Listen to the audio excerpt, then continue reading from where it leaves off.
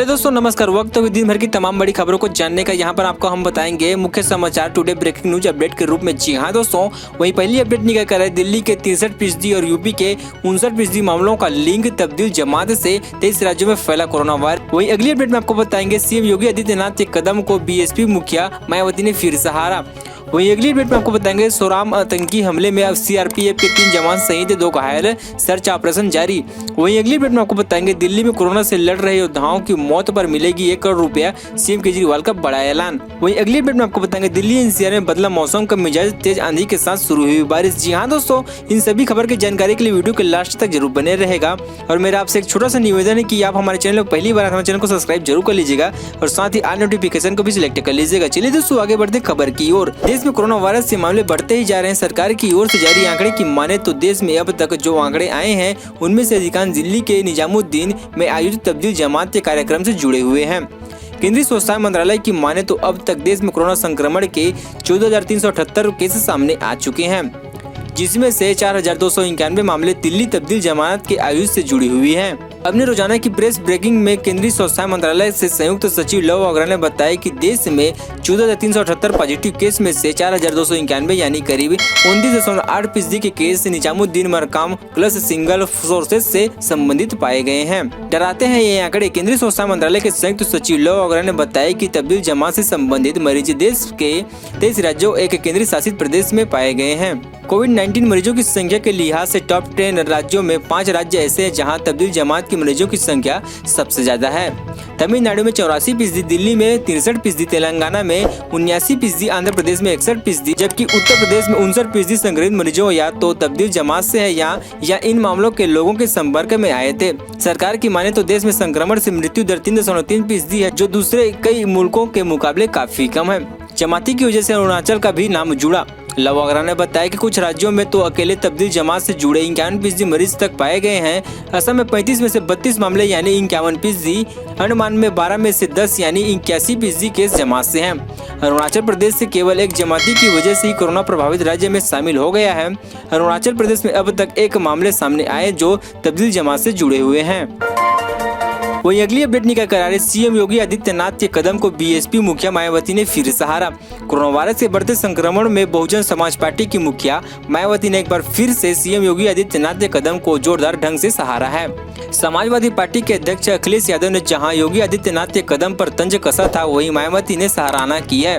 Lockdown में राज्य संघ के कोटा में कोचिंग करने गए प्रदेश के 7,000 से अधिक छात्र छात्राओं को उत्तर प्रदेश से वापस लाने के लिए सीएम योगी आदित्यनाथ सरकार ने कदम उठाई है। मायावती ने जिसे जमकर सराहना की है।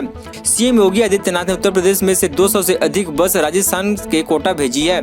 आगरा, जनौल तथा झांसी में इन बसों को कोटा भेजा गया है, जिसमें मास्क के साथ सैनिटाइजर भी है। इसके साथ ही चालक तथा कंडक्टर को साफ निर्देश दिया गया है कि फिजिकल डिस्टेंसिंग का पूरा ख्याल रखते हुए बच्चों को बस में बैठाया जाए।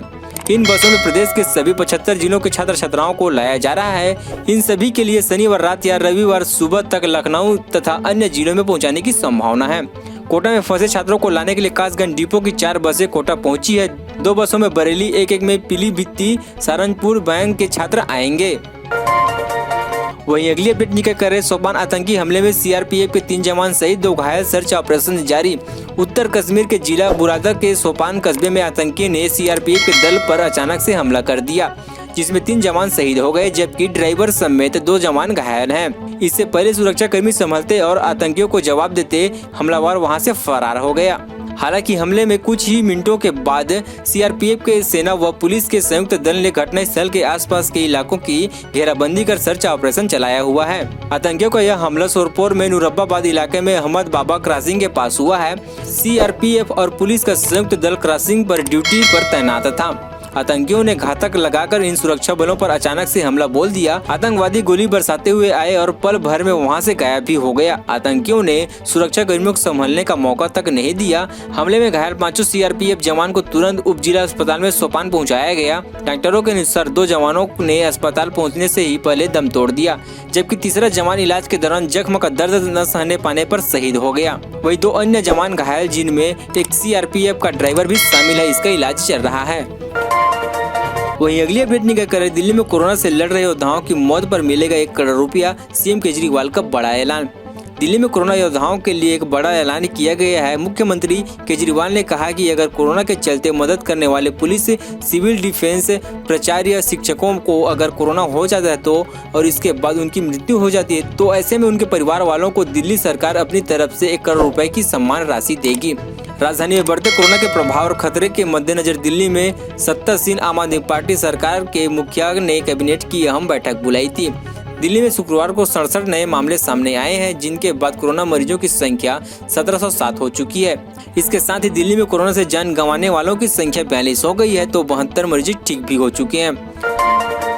वहीं अगली अपडेट निकल कर है, दिल्ली एनसीआर में बदला मौसम का मिजाज, तेज आंधी के साथ शुरू हुई बारिश। दिल्ली एनसीआर में आखिरकार मौसम का मिजाज बदल गया है, कई इलाकों में बारिश शुरू हो गई है। दिल्ली के कई इलाकों में तेज आंधी के साथ बारिश शुरू हो गई है। हालांकि लॉकडाउन के कारण लोग अपने अपने घरों में कैद हुए हैं, इसलिए लोग बाहर बारिश में भीगते नहीं दिख रहे हैं। हालांकि इक्का दुक्का गाड़ियां सड़कों पर दिख रही है। दोपहर के बाद ही मौसम का मिजाज बदलने लगा था। हालांकि शाम होते होते काफी जगहों पर काले बादल ने डेरा जमा लिया था।